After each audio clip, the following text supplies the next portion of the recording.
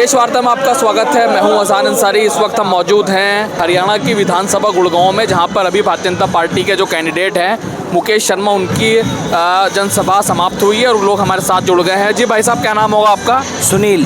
सुनील जी, क्या लगता है फिर से भारतीय जनता पार्टी हरियाणा में आ पाएगी? हमें जिस हिसाब से लग रहा है, भीड़ के हिसाब से, उस हिसाब से भारतीय जनता पार्टी अवश्य आएगी। उसके पीछे कारण भी है, जनता का क्लियर विजन है, जनता का क्लियर संदेश है पूरी नेता का भी, कि जैसे मेवात में भाषणबाजी चल रही है और मेवात के लोगों को यदि आपको सही रखना है तो हरियाणा में भाजपा को लाना पड़ेगा। यदि हरियाणा में भाजपा नहीं आती है तो हमारे जो मेवाती हिंदू भाई हैं वो खतरे में आज की डेट में। पिछले 10 साल से भारतीय जनता पार्टी की सरकार है, तो वो कैसे खतरे में आ गए? देखो, भारतीय जनता पार्टी की सरकार है, मैं मानता हूँ उन्होंने पूरा प्रयास किया है उसको करने का, ठीक है, और अब वो ठीक है मेवाती। अभी कोई ऐसा नहीं है कोई दुर्घटना हो रही है वहाँ पे मेवात में, या नहीं हो रही है या कुछ हुई है पिछली बार।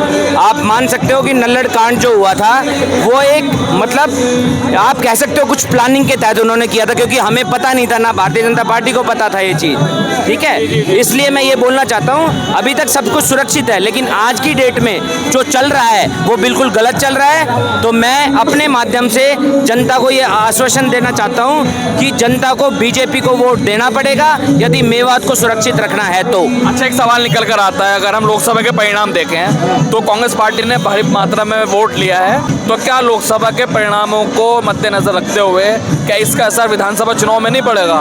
देखो सर, कई बार क्या होता है, पार्टी में ऊपरी सतर पर कुछ हल्की फुल्की गलतियां हो सकती हैं। कई बार क्या होता है, कोई आप टिकट डिस्ट्रीब्यूशन में थोड़ा हो सकता है। देखो, मैं पब्लिक हूँ, मैं आम जनता हूँ, तो मैं ये बोल सकता हूँ, ठीक है, लेकिन अब हमें जो लगता है जनता को, हो सकता है कोई टिकट डिस्ट्रीब्यूशन में कुछ फॉल्ट रहा हो, लेकिन और ये जो कांग्रेस ने कास्टिज्म का कार्ड खेला ना, टकाटक, कहीं ना कहीं पब्लिक भ्रमित होती है।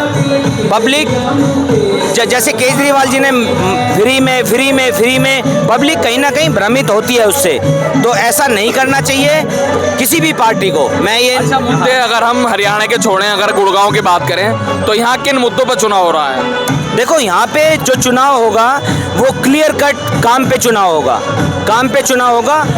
जो भी भाजपा ने अभी प्रत्याशी चुना है, मैं कहता हूँ इससे अच्छा प्रत्याशी बीजेपी को अभी तक मिला नहीं है। इसके विजन बिल्कुल क्लियर है, इनको पीजीआई लेके आना है और इनको बस अड्डा अच्छा लेके आना है। इन्होंने अस्पताल के बारे में बात की, जो कि आज इससे पहले किसी भी विधायक ने, किसी भी कैंडिडेट ने बात नहीं की।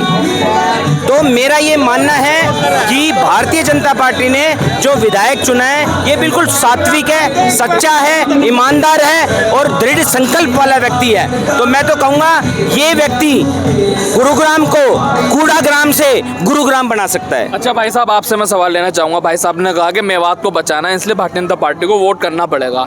तो क्या 10 सालों से सत्ता में भारतीय जनता पार्टी है, तो क्या 10 सालों से मेवात सेफ नहीं है? नहीं, अरे नेता तो ही मिले है ना।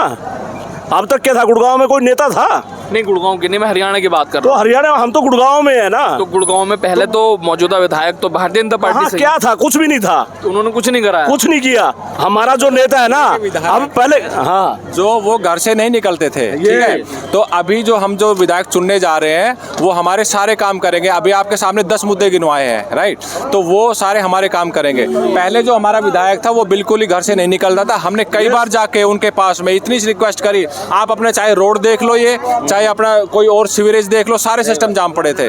कितनी रिक्वेस्ट करी, उसके बाद भी हमारे पास नहीं आया। आरोप भी है जो वर्तमान में विधायक हैं भारतीय जनता पार्टी के, उन्होंने 5 साल में कुछ नहीं किया। अभी शर्मा जी का जो विजन है, विजन क्लियर है ना। जिस नेता का विजन क्लियर होगा तभी तो काम करेगा ना। जब विजन ही नहीं होगा आगे कैसे चलेगा? पीजीआई बनानी है, रोडों की जो हालत है, खस्ता हालत है, उनको ठीक करना है। तो नवीन गोयल तो कह रहे हैं कि निर्दलीय वो जीत देंगे चुनाव, उनका चुनाव स्ट्रांग है। अरे भाई साहब, कुछ भी नहीं है। वो भी तो मतलब भारतीय जनता पार्टी के पदाधिकारी हैं। जब पदाधिकारी है, जब झंडे के नीचे आते हैं जब तो पदाधिकारी थे। जब झंडे के नीचे नहीं तो कहाँ के अधिकारी हो वो? मैं महिलाओं से बातचीत करने की कोशिश करूंगा। जी, क्या नाम होगा आपका? हिंदू यादव जी। क्या लग रहा है, भारतीय जनता पार्टी वापसी कर पाएगी? हाँ जी, कुछ रिपोर्ट्स अगर हम देखें तो ये दावा कर रही हैं, रिपोर्ट्स में खुलासा हो रहा है कि भारतीय जनता पार्टी का जो चुनाव है वो मुश्किल है हरियाणा में। नहीं नहीं जी, कमल मोदी जिंदाबाद। किन किन मुद्दों पर चुनाव हो रहा है, किन मुद्दों को लेकर आप चुनाव कर रही हैं? हमारी तो सारी समस्या है जी। क्या क्या समस्या है? सीवर जाम हो रहे हैं, रोड की तकलीफ है। तो भारतीय जनता पार्टी 10 साल से है, आपके विधायक भी 10 साल से हैं, बीजेपी के उन्होंने काम नहीं करा। ऐसा कोई नेता ही नहीं आया था, मुकेश करेगा। अब दोबारा भी तो आप वही उन्हीं को सरकार में ला रही हैं जिन्होंने कुछ नहीं कराया। नहीं कर रहे हैं जी, मोदी ने खूब करा है, मजबूत है। तो अब आपके जो क्षेत्र के विधायक ही तो काम कराएंगे, मोदी जी तो प्रधानमंत्री हैं, प्रधानमंत्री थोड़ी चुन रहे हैं। अरे ऊपर सरकार मोदी की है ना, नीचे भी करेगा। अच्छा, कुछ लोग कह रहे हैं कि इस बार जो है हरियाणा में कांग्रेस की सरकार आई रही है। नहीं नहीं, बीजेपी आएगी, बीजेपी आएगी, बीजेपी। भाई साहब जी जी जी, मैं ये पूछना चाह रहा हूँ, क्या लग रहा है, क्या वाकई में भारतीय जनता पार्टी हरियाणा में वापसी कर रही है? बिल्कुल कर रही है। हाँ जी। किन मुद्दों को लेकर? मुद्दों को लेकर धारा 370 हटा दी, ठीक है, इतना विकास है, सरकार हरियाणा से कोई लेना देना करी चीजें इतनी अच्छी हाईवे बना दी है, ठीक है। विकास करने में थोड़ा टाइम तो लगता है, जो चीजें खराब हो रखी थी पिछले 70 साल से उसको सुधारने में टाइम लगता है। तो इन 10 सालों में क्या 10 सालों में क्या किया? में पर्ची खर्ची बंद हो गई है, पर्ची खर्ची बंद होगी। तो अब मैं ये जानना चाह रहा हूँ, हरियाणा के क्या मुद्दे हैं? हरियाणा में हम बात कर रहे हैं। हरियाणा में आगे नए खरगोदा के अंदर नया उद्योग आ गया है, वहाँ पे IMT बढ़ा दी है, एक मारुति प्लांट लग रहा है वहाँ पे, बहुत सी इंडस्ट्री आएंगी, बेरोजगारी है उनको रोजगार मिलेगा। जैसे इलेक्शन होता है 40,000 वैकेंसियाँ हैं, आते रोज वो डिक्लेयर हो जाएंगी। कुछ मीडिया रिपोर्ट्स आ रही हैं, उसमें दावा किया जा रहा है कि भारतीय जनता पार्टी का जो चुनाव है हरियाणा में इस बार बेहद मुश्किल है। मेरी जो मानना है मुश्किल था, लेकिन आज मुश्किल नहीं है। विरोधी पार्टी ने उनके समझ में आ गया है अगर हमारी जगह कहाँ पे है और हमारी रक्षा कहाँ पे कौन कर सकता है। अच्छा, कुछ जो लोग हैं, कुछ महिलाएं आरोप लगा रही हैं, जो वर्तमान में यहाँ से भारतीय जनता पार्टी के विधायक हैं, उन्होंने पूरे 5 साल कोई काम नहीं कराया, जो इसीलिए अब नया प्रत्याशी आया है तो उनको चुनने जा रहे हैं वो लोग।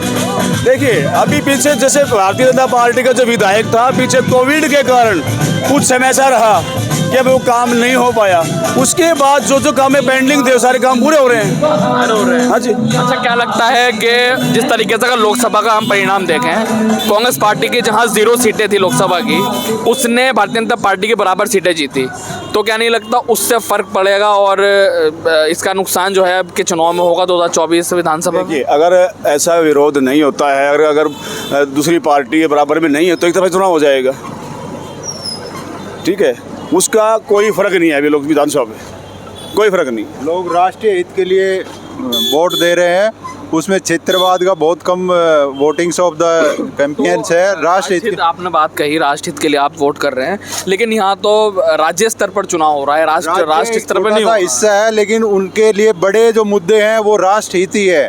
देश की सुरक्षा हुए थे लोकसभा चुनाव में 400 पार की बात की गई, भारतीय जनता पार्टी के पास बहुमत भी नहीं आई, 240 पे वो सिमट गए, तो क्या वहाँ राष्ट्रवाद पे चुनाव नहीं हुआ? सरकार बनने के बावजूद तीसरी बार भी इतना बहुमत लेना, ये पब्लिक का एक पॉजिटिव ऑफ द मैसेज है। एंटी कैंपेंसी होने के बावजूद भी तीसरी बार भारतीय जनता पार्टी ने सरकार बनाई है।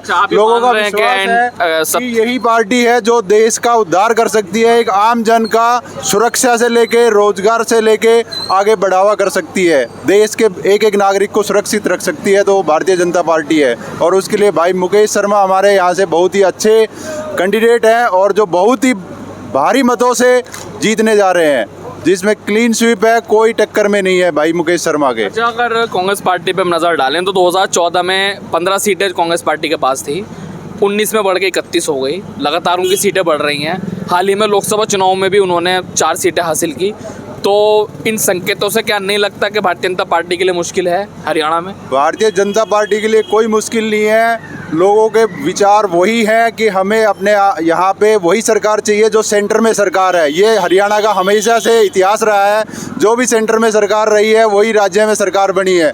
तो अब की बार भी भारतीय जनता पार्टी तीसरी बार सरकार बनाने जा रही है। ये लोगों के विचार हैं और सभी लोग मिलजुल के उसको पूरा करेंगे। चलिए, बहुत बहुत शुक्रिया।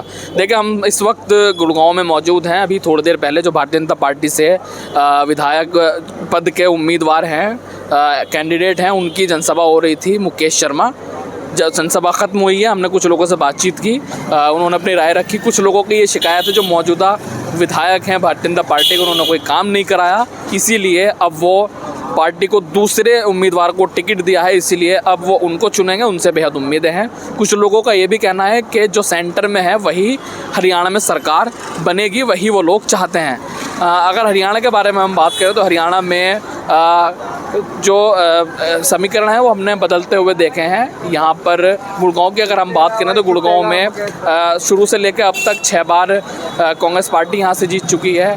1967 में सीट बनी तो 6 बार कांग्रेस पार्टी ने यहाँ अपना परचम लहराया और 3 बार भारतीय जनता पार्टी ने। लेकिन इस बार देखना होगा कि यहाँ पर किसका परचम लहराता है। कांग्रेस पार्टी से यहाँ पर मोहित ग्रोवर यहाँ से चुनावी मैदान में है, भारतीय जनता पार्टी से मुकेश शर्मा है और एक निर्दलीय विधायक नाम भी बड़ा चर्चा में है जिनका नाम है नवीन गोयल। उनको लेकर भी ये दावा किया जा रहा है, कुछ लोग ये कह रहे हैं कि वो निर्दलीय चुनाव जीत सकते हैं। फिलहाल देखना होगा कि क्या कुछ गुड़गांव की सियासत में होता है। फिलहाल अजहान अंसारी को दीजिए इजाज़त। जय हिंद, जय भारत।